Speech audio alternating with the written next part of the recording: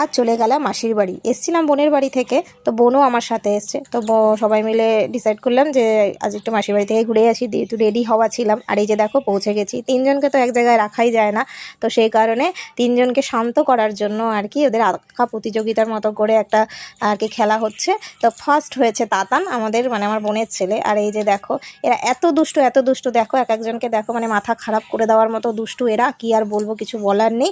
আর এই যে আমার মা এইদিকে সবজি কাটছে আর কি, ওইদিকে মাসি রান্নাবান্না চাপিয়ে দিয়েছে। মাসি বললো অনেক দিন পর এসছিস, তাহলে থেকেই যা। আমি বললাম যে না, আজ আর থাকবো না, অন্যদিন এসে থাকবো, তুমি তাহলে রান্নাবান্না করো, খেয়ে দিয়েই যাবো।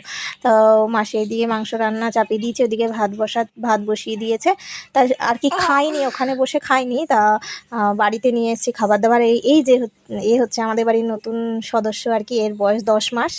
আর এই যে দেখো আমার সোনা প্রথম বিরিয়ানি টেস্ট করলো আজকে। তো চলো বন্ধুরা, আজকের মতো এখানে